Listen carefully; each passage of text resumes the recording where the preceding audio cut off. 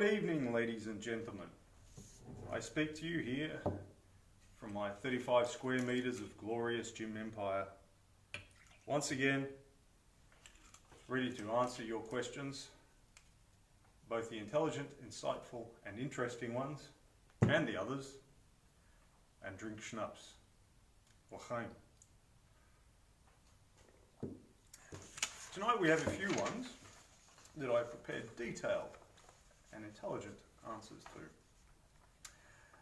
The first one is from Medial, who asks, so many variations of deadlifts, bent legs, straight legs, hit the floor or negative, but which is the best movement and why? Or does it depend on the ability of your client?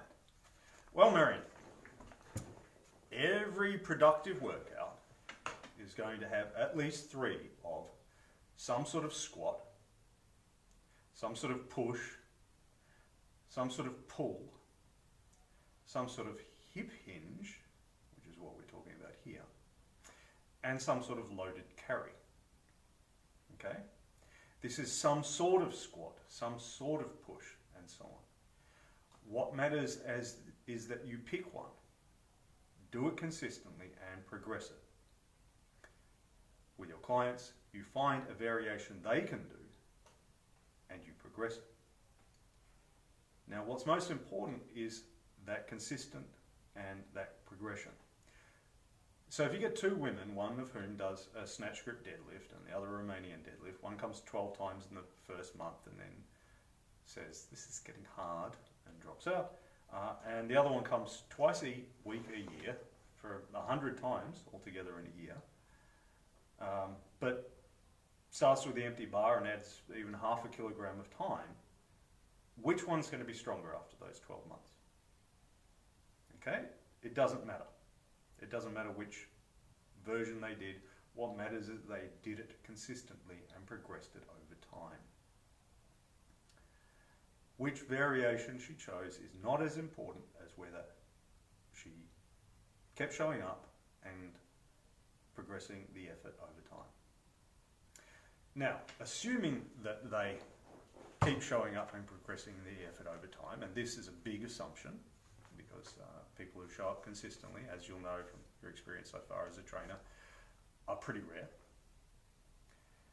It depends where the person is in their training. You need a variation they can do. Okay, it is no use trying to get a 55-year-old obese, previously sedentary woman with shoulder issues to try to do a snatch, for example. They may be limited by injury, by confidence in the weight room, by their size, and so on. But the number one limit is not anything in the client. It is your ability to teach the lift. I had here in the gym an intern who had been told by her personal training school that she could not squat or deadlift because of muscle imbalances. I said, well, we'll see about that. And so she came along, and within 10 minutes I had her doing a passable squat. And within a few weeks we had her doing a good squat, because we know how to teach it. There do exist natural athletes out there. A natural athlete is someone who, if male, has about a 36-inch vertical jump, if female, about a 24-inch vertical jump. And they can simply look at a movement and reproduce it exactly. In order to coach them requires no talent or intelligence whatsoever. You simply say, you see what she's doing over in the rack there? Do that. And they do it. The natural athlete, by the way, makes a terrible coach, because when they ask you to do something and you can't do it, they say, well, just do it. What's the problem? I don't understand. You want someone who had to struggle to be mediocre to teach you things. You need a method. You need a method to teach them these movements. And the best way to get this method is to have been taught it yourself, to have gone through the process. A trainer needs a trainer. You do not need to have squatted 140 kilograms. You do not need to have snatched 60 kilograms or something like that. But you need to have been through the process of coming in, starting with the empty bar and learning some sort of squat, some sort of push, some sort of pull, some sort of hip hinge, and some sort of loaded carry. Doing it consistently for a few months at least, and progressing it over that time. It could be with barbells, it could be with dumbbells, with kettlebells, probably not machines, but even that would be better than nothing. But you have to have been through the process of being taught a movement. Going through this process will answer a lot of the questions that you as a new trainer may have. Having got your deadlift up to 100 kilograms, for example, will tell you, is it useful? Is the deadlift useful at all? If so, for whom? Might there be some variations that are more useful for the older, previously sedentary person, or the younger, more athletic person? This will become much more clear on doing than on reading. So you start with a variation they can do, something relatively simple. You progress that. Someone with lower back issues, for example, well, they find going all the way to the ground in a deadlift painful.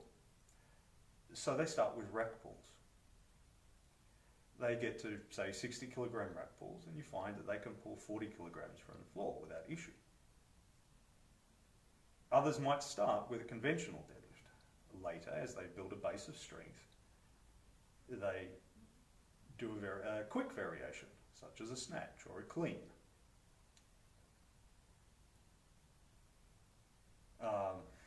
Later still, there may be a part of their lift that is weak.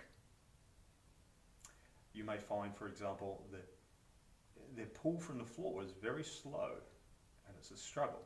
But once they get it a few inches off the floor, it simply flies up. So we know that the first few inches are the weak part of their lift. Well, you make the first few inches more difficult. You increase the range of motion. You get them stand them on little blocks or a couple of weight plates, but while the bar is still on the floor, and they are doing a deficit deadlift. After doing a deficit deadlift for a time, you find that they can pull from the floor more easily. So you start with the most basic and simple variation they can do. You progress that in load, in reps and sets over time. Then you progress it in technical difficulty. So for example, doing a snatch is more technically difficult than doing a deadlift. And at any stage, you may introduce another lift to help a particularly weak part of their range of motion in some other lift that's important to them. In every case, you find a variation they can do and you progress it.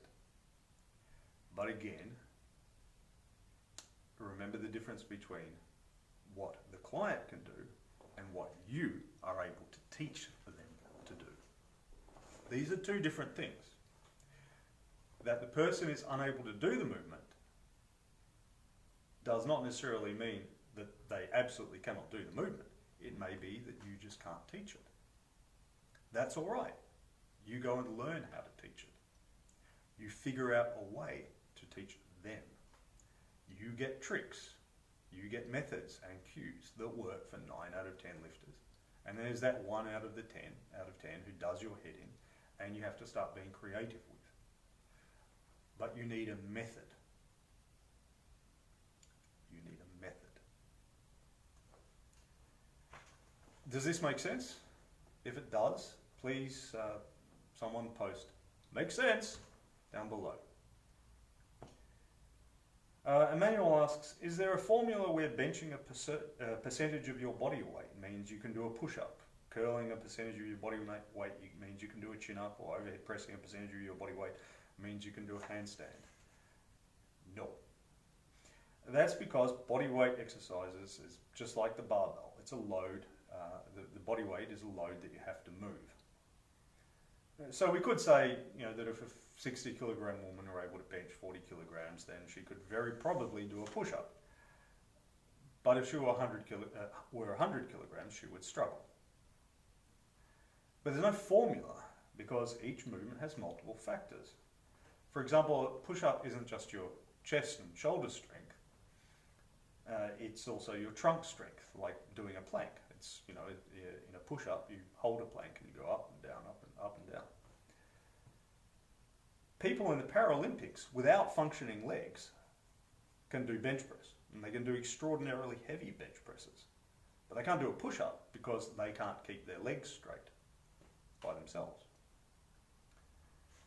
Different movements are different, which is one reason that after the first few months of training, where you just do 3 to 6 different movements, we bring in other movements to boost your overall strength and bring up any weaknesses, as I alluded to earlier with talking about the rack pulls versus the regular deadlifts. This is an important and very important principle, very complex principle. Important and very complex. Different lifts are different. Marion's second question, she asked, snatch, never done one, never taught one. I'm glad to hear that, Marion. It's kind of alarming when someone's never done one, but they have taught it. So I'm glad you've also never taught one. Benefits compared to a press, benefits overall. Do we even need to do or teach them? Well, first things up, the snatch is a hip hinge and the press is a push. They are different categories, even though they give the same end result of having this weight overhead. The quick lifts in general, compared to the slow lifts, help a person express their natural speed. They build coordination and confidence handling the bar. Now, the beginner needs to focus on strength, and speed will come as a result of that. Most people are not that fast. Most newbies will clean 40 to 50% of their deadlift. If you have a 45 kilogram clean and a 100 kilogram deadlift and decent technique in each, the easiest way to make your clean go up is for your deadlift to go up. So if you deadlift 100 kilograms and clean 45, then when you deadlift 150 kilograms, you'll clean 67.5 or thereabouts. Past beginner stage, the person may have other goals, like sports. And being faster helps with just about every sport. For most people who are interested just in being better in everyday life and recreational sports, the main benefit is just fun. Now, as serious as we try to be about training, a lot of it does have to be about fun. We're not doing this as a full-time job. We're not getting paid to lift, unfortunately. So we as trainers are not getting the natural athletes. They go to the sports coaches and so on. So when someone snatches even the empty bar, well, this may be the first time in their lives that they felt athletic. They feel awesome. And that's why last time you asked me about snatches, I said, why do we do them? Because they're awesome. Taking this heavy weight and going bang and slamming it up overhead is awesome. The boost in confidence the person gets from this is very much like the boost in confidence they get when they've been training for a bit and they see someone they haven't seen for a while, and the person says, "Wow, have you been working out?" It's the same kind of thing. Everyone wants to feel awesome. Now, I'm not a believer in participation trophies and in patting people on the back for a mediocre effort. But it is genuinely awesome if you're a previously sedentary person who's been sitting at a desk messing around on Facebook for most of your life, and you come and do something like a snatch. That's awesome. And you deserve a smack on the back for that. Now, the quick lifts are also a good thing to focus on a training cycle, when the person isn't able to give you their all in the gym. Let's say you're an accountant and it's July. This is not going to be the time to push your squat from 140 to 150 kilograms. It's a bad idea. You're still going to want to work out, but you can't give things your all. That's right. We ease back on the heavy, grindy lifts, and you work on your snatches, or your cleans, or your jerks. Snatching even 60 kilograms, and 60 kilograms would be a pretty damn good snatch for a recreational lifter who's been previously sedentary. This just isn't going to take as much out of you as squatting 120 or something like that. And because you're focusing so much on technique, you can zone out from work a bit and spend some time focusing on that tricky shit that does everyone's head in. So you can focus on that and train without being wiped out afterwards. And of course, if you're regularly snatching, then your other lifts aren't going to crater anyway. So, is all this as clear as mud? If so, please post clear as mud so I know you're listening.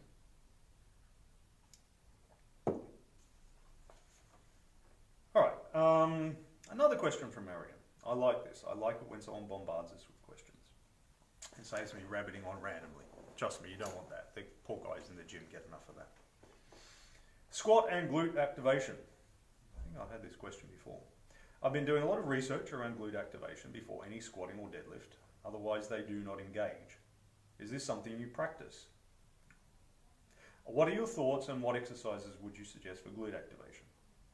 Well, Marion, this has been studied. It doesn't work. For example, there was a study called Does Short-Term Gluteal Activation Enhance Muscle Performance by DJ Cochran, MC Harnett, and SC Pinfold. You can go and look that up. There's a wonderful site called pubmed.gov, and you can look up all sorts of studies on things. The conclusion was, the current gluteal activation program did not enhance EMG activity, I didn't make the muscles contract harder, and hip extension force. Therefore, the bodyweight exercises may not have been sufficient to elicit the appropriate changes. That's a long way of saying, we tried it and it didn't do shit. It's like Jason's question a few weeks back about intermittent fasting helping muscle growth. Do not look at somebody's web page promoting themselves and their methods. Look at the actual studies. It is a practice in fitness and other health quackery to find some forgotten muscle or tissue and proclaim that issues with that particular chunk of the human body are the root of all health problems. Gluteal amnesia, subluxed vertebrae, the fascia, the fascial trains, poorly activating rhomboids. Your breathing is all wrong. Do you know there's actually courses in breathing now? You can do a weekend course in breathing. Because apparently we don't know how to breathe. I would have thought if you don't know how to breathe, you'd be dead by now. But no, apparently we need instruction in this difficult thing. Finding some neglected tissue and offering the one true solution to all its problems is a quick way to fame in fitness and health quackery. It is, however, a load of old bollocks. Muscle activation is exactly like the mind-muscle connection thing that Jomer asked about a couple of weeks back. If you consciously contract some particular muscle during a movement, it will show greater activation while using light loads. The person who does hip thrusts and then does a body weight squat will feel the difference. But if they go and squat 140 kilograms, they won't feel a difference. Just like the mind-muscle connection of concentrating on working a particular muscle during a movement. If you use correct technique with a full range of motion, the muscles will be activated unless you have a neurological problem. There is a guy who has made his living as the glute guy. It's possibly because if you post pictures of attractive young women thrusting their hips in the air and grunting, you'll get a lot of page hits. Just maybe. That's his motivation. He talked about doing a study where they got more muscular activation of the glutes from hip thrusts than they did from squats. He later on posted a video of one of his women clients squatting, and she was doing a shallow squat with her knees caving in. Well, of course her bloody glutes weren't working. She wasn't squatting properly. The glutes are hip extensors. They straighten the hip out. If the hip goes into shallow flexion, if it's only bent a little bit, then the extensor doesn't have to work much to get it out. Just like if I bend my elbow like that, my triceps don't have to work very hard to push it back. But if I do a massive bend of my elbow, then my triceps have to work much harder to get back up. This is why we instinctively squat shallow. So if you squat shallow, you won't use your glutes as much as if you squat deep. And likewise if your knees cave in and so on and so forth. So the key to correct muscle activation during a compound movement is correct technique and a full range of motion. If that doesn't work, add weight to the bar. If your glutes are not activating much with 60 kilograms, try 62.5. If that doesn't work, try 65, and so on. Now, obviously you don't do all that in one session, you progress it over time. I will quite commonly get people come in and tell me that they didn't feel much happening with the empty bar on their first day. I say wait till tomorrow. Tomorrow they tell me that in fact they did feel something happen in their body. They feel some slight discomfort the next day. That's all right, they live. So, they do that and then they squat. So they squat 20 kilograms and next time they come in and they squat 22.5 and next time they come in and they squat 25. At some point they feel their glutes work. Because they have to. If your glutes were not working, you would stay at the bottom of the squat. We know this because when people have spinal cord damage and the muscles and the signals are not getting sent to their muscles, their body doesn't work. I trained a guy who had a spinal cord injury up here and his delts worked and his biceps, but his triceps didn't. So he could raise his arm and he could flex his elbow, but in order to extend his elbow, he had to just let it drop. That is a muscle not activated. That requires spinal cord damage or other neurological damage. But simply not working out or something, no. There's no such thing as gluteal amnesia. No such thing. Complete nonsense. There's absolutely no evidence for it.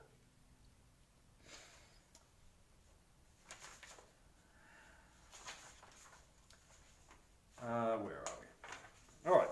Now, muscle activation, where it can be useful is to make someone conscious of the use of a particular muscle. For example, about a quarter of young males who come into the gym are unable to consciously contract their lower back muscles, which makes it a problem when they're supporting big weights on their back or front with a squat or something, or when they're setting up for a deadlift because they just round their back. Women can all do it. Women know how to stick out their booty, but men struggle. So you put the guy face down on the ground, and you get him to put his hands behind his head. You're not putting him under arrest, you're teaching him a movement. Face down on the ground, hands behind his head, raise up his legs and his chest. And that little bend in his lower back, well, in order to bend his lower back like that, his lower back muscles have to work. They have to switch on. Otherwise he just lies there on the ground. But everyone I've trained so far came up and his lower back muscles work. And you get him to hold it for a count of 10 and then relax. And then do it once more and hold it for a count of 10 and then relax. And then do it once more and hold it for a count of 10 and then relax. And when he stands up, the burning sensation in the muscles of his lower back will remind him of the existence of his lower back muscles, and he will be a lot better at contracting them. But this is not an activation exercise. His muscles were eventually going to activate if we put enough load on them. This is just a teaching aid to remind him of the existence of these muscles. But in the end, if he went to the bottom of the squat with a heavy enough weight, his lower back muscles would either work or he would just not be able to get back up.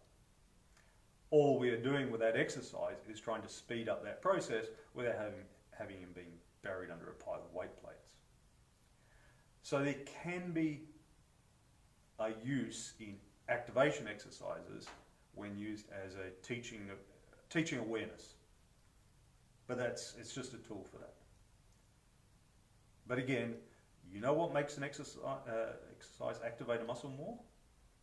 More weight on the bar. Jonah asks, what happened to CrossFit? CrossFit. He says, have they learned from their ways, or are they still out there injuring non-suspecting people? Well, James, the first CrossFit opened in Australia in 2006, I believe, in Sydney.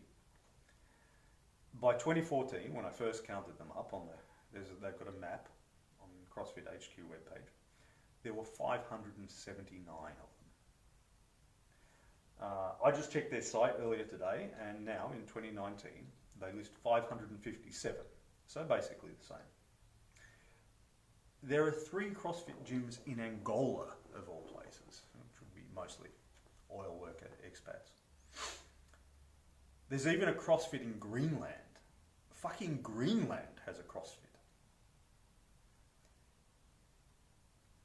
But unless CrossFit can broaden their appeal outside the white Western middle class world, or those of the third world who desperately want to be white Western middle class, I think we're at the peak. Numbers in Australia have, as I said, stayed in the high 500s for 5 years now. And it's going to gradually trail off over the next several years. We'll never die, but it will trail off. This is no different from any other new fitness fad. Fitness fads ramp up for a few years and peak for a few years and then drop back into the background. Jazzercise used to be a multi-billion-dollar empire of franchises and so on. And it's still around, but it's a lot smaller than it used to be. But let's think about the effects of CrossFit for a bit. In 2004, there were maybe, 6 competent barbell coaches in Australia. Let's say 12, as I'm sure there's some that I never heard of. You would get a dozen people at national weightlifting championships. Powerlifting, powerlifting was a joke. It was trapped in drugged and equipped stuff. National championships for powerlifting had 20 people in them. Everyone got a medal, multiple medals.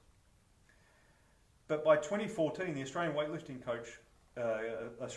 Federation listed 850 coaches. There were only 450 competitors that year, but they had 850 coaches. 2 coaches per lifter. We should be getting gold, really. Powerlifting, for its part, by that stage had maybe 1,000 competitors that year. Not as many coaches as weightlifting, though, as they didn't have quite the same accreditation process. But let's call it 1,200 barbell coaches in all. Not many people are naturals at coaching movement. Most of us have to learn under somebody else. So you cannot go from 12 to 1,200 competent coaches in 10 years. You just can't go from that many, this is the problem third world countries have with engineers and doctors and so on. They've got a few, but they need a lot more and they just can't get them that quickly. They can't all be competent. Most are going to be idiots. Bob Tucano talked about this. He's a very experienced old coach in the US. He said he was hopeful about the future of weightlifting in the United States, and I think the same is true of the rest of the world, because he saw such passion in so many young coaches. Of course, he said the old coaches will say that these new coaches are not very good. What these old coaches forget is that they were not very good in their first year or two either. People can say that I'm good or not now, but I definitely wasn't good in my first year or two. I apologise to Agatha and Aaron and all those other people who had to deal with me in the first year or two. But in another 10 years, those 1,200 coaches will be down to 500 or so. Now, 450 of them will still be shit, but 50 of them will be pretty damned good. The free market is pretty good at ejecting the completely useless and putting up the competent. Our argument with CrossFit is a family argument. Any productive change comes about because someone made the radical seem ordinary. When I started as a trainer, my Globo gym had a single crappy half rack and one bent old smooth barbell with the sleeves didn't spin, and an even crappier barbell for the bench press. And in my first month of training people, the manager called me into his office and cautioned me for getting people to squat below parallel, saying the industry standard is just above parallel. When I asked him to tell me where this was written down, he became evasive. Everyone just knows. He also couldn't tell me what everyone knew about standards for curls and lat pull downs and leg press and split squats and lunges and step ups and blah blah blah. Everyone just knew, apparently. Must have been my inexperience getting people to squat below parallel. Now, that same gym that I worked at then was knocked down and rebuilt and has half a dozen racks and 3 times as many barbells. We owe that to CrossFit. Without CrossFit, Mark Ripito of Starting Strength fame is just a grumpy gym owner in North Texas, tossing people out of his gym for doing dumbbell curled presses and publishing a spiral-bound book that nobody reads. Without CrossFit, women wouldn't touch barbells because they're scared of turning into She-Hulk. I don't know why, She-Hulk's awesome. Older people wouldn't touch them because they're scared of getting injured. Without CrossFit, weightlifting would have been tossed out of the Olympic Games by now. They've been trying to do so for a number of years. If not for the popularity of barbells, which came about because of CrossFit, it would be out by now and they would have competitive esports or fucking skateboarding or breakdancing or something. Without CrossFit, powerlifting championships would be reduced to half a dozen obese guys in 400-ply canvas and rubber suits waddling out to the monolift to quarter squat 1,000 pounds and getting 3 gold medals each. Of course, in Globo gyms, people are still abused for dropping bars with bumper plates. The national netball team still has more knee reconstructions than team members. Older people are still having knee reconstructions and hip replacements due to being obese and weak and getting bits cut off them because they're diabetic and too lazy and useless to check their feet. And Hollywood still casts 50-kilogram girls beating up 90-kilogram guys. We still don't have big butch chicks to match the big butch guys. Productive training will never be mainstream. But there are many millions of people exposed to productive training because of CrossFit. Because even the people who don't go there hear about it and look for something similar or better at another gym. That's how my business happens. We like to laugh at CrossFit the same way we like to laugh at the goofy old uncle in our family. But we owe a lot to them and we should be grateful. I see that Anita likes CrossFit. Well, we like you anyway, Anita. Tell me, those of you listening, do you think we should be grateful? I think we should. James asks, desert island lifts. Well, Swimming, James, so I can swim away from the desert island. I don't really want to fall in love with a volleyball like Tom Hanks. Either that or lifting coconuts, I suppose. Do you mean the minimum that we need to be productive? Probably farmers' walks. Farmers' walks probably have the most carryover to health and everyday life. I mean, we like squats for the joint mobility, but squats don't really work your grip. And squats build overall strength, but they don't teach you the safe technique of lifting up something heavy and awkward off the ground. Because let's face it, I mean, if you're lifting a weight in everyday life, most commonly it's something heavy and awkward on the ground, and you've got to pick it up and carry it for a bit. So honestly, farmers' walks, if you had to do just one lift, though I don't know why you would have to.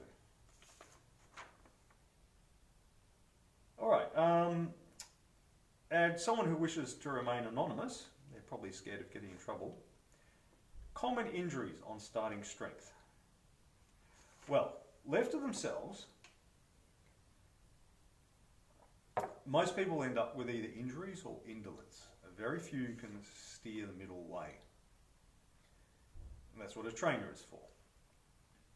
On starting strength, the most common injuries are medial epicondylitis, so a tendonitis, just here. Can't remember if it's golfer's elbow or tennis elbow, but anyway, because I've never done either. That comes from doing a low bar back squat and letting their elbows drop down and their wrists drop, so all the force goes down through their elbow and it fucks it up. Once that kicks in, basically that person's novice progression is over.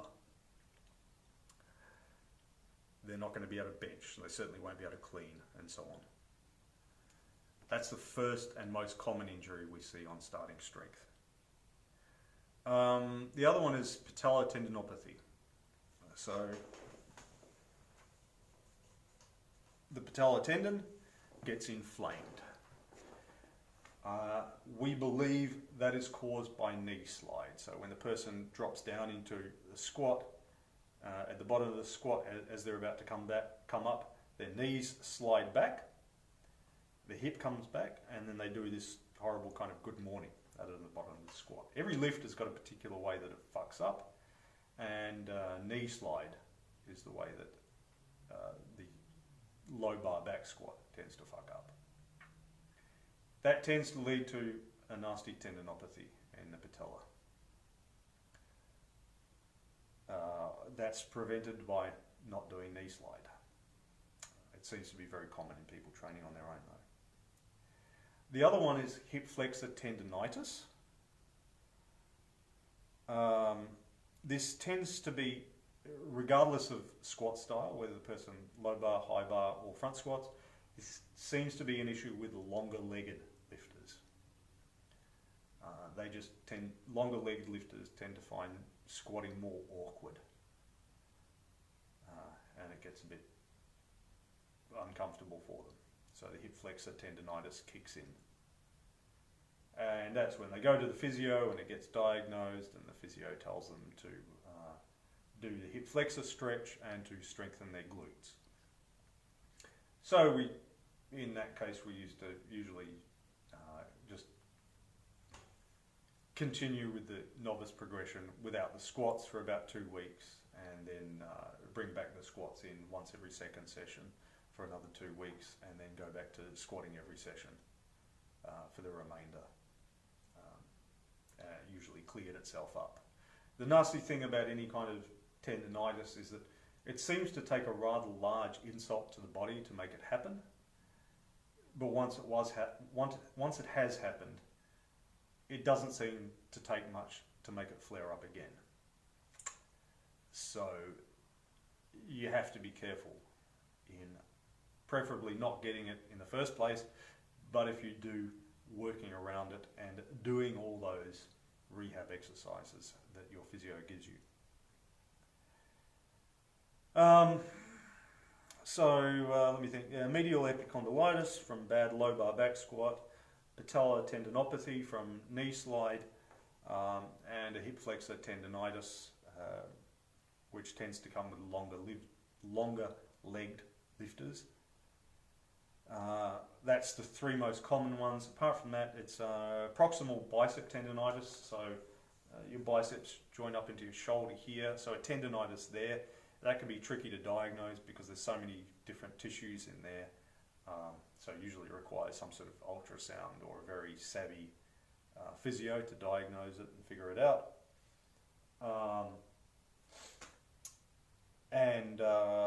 Subacromial bursitis is the other common one. So you've got your acromion, so your shoulder blade is across here, your collarbone is across there. They join at a bone called the acromion, and underneath the acromion is a bursa. It's a little pad that sits underneath the bone to stop it rubbing against the tissues underneath. But if it gets rubbed too much, then it gets inflamed. So we attribute this last one to lots of benching or pressing with no pulling, no kind of rows or chin-ups or anything like that. So these common injuries on starting strength are why over time we have evolved a different approach that I mentioned before of ALPS, of front squat, overhead press, snatch grip deadlift, chin-ups, and farmer's walks. Another injury that people tend to get on starting strength is just lower back pulls, and it's simply because squatting and deadlifting heavy, even if you're doing it once a week, it can be a bit much for the lower back. It's asking quite a lot of the lower back, and any deviation in technique is not well forgiven by the lower back. Lots of little muscles pull. So we have avoided most of these by putting in the front squat. So nobody gets the medial epicondylitis anymore because the load's not going through their elbow. It's going through the front of the shoulder as well. The patellar tendinopathy tends not to happen because people don't do knee slide with a front squat. If their knees slide back and they come forward, they just dump the bar. So they don't do a knee slide enough times to irritate the patellar tendon and cause a tendinopathy. Hip flexor tendonitis, that still happens regardless, it just tends to happen with the longer legged lifters. But yeah, so front squat avoids that.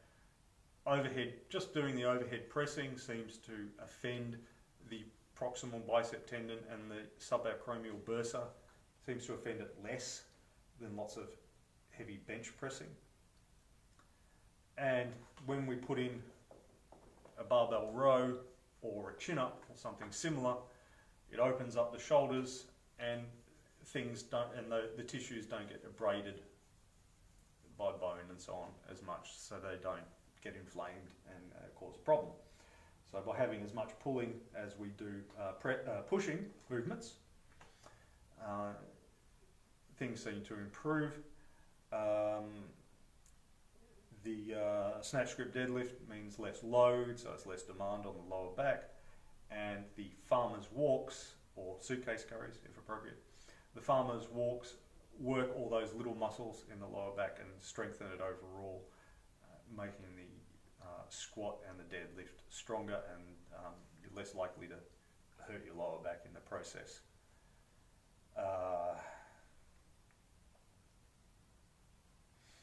Yeah, so complete workout, some sort of squat, some sort of push, some sort of pull, some sort of hip hinge, some sort of loaded carry. Where vanilla starting strength fails is because typically they get rid of the power clean, so all you're left with is squat, press, bench and deadlift. So you've got one squatting exercise, you've got two pushing exercises and one hip hinge, but you don't have any pulling exercises and you don't have any loaded carries. We feel that this leads to more injuries and issues and leads to a person who is less strong and resilient in their first few months than they could be. And so that's why we put in the others and why we chose those other variations. What injuries have you had in training? Tell me below. Last question, Mun O'Connor, whiskey and deadlifts. I've told you guys this before. Not whiskey, schnapps. Whiskey is a vile drink which people in the strength community pretend to like so that they can suck up to a certain strength training guru. This is not necessary. He doesn't care. He doesn't care what you drink. I deeply care what you drink. You must drink schnapps, or strong is not for you. Good night.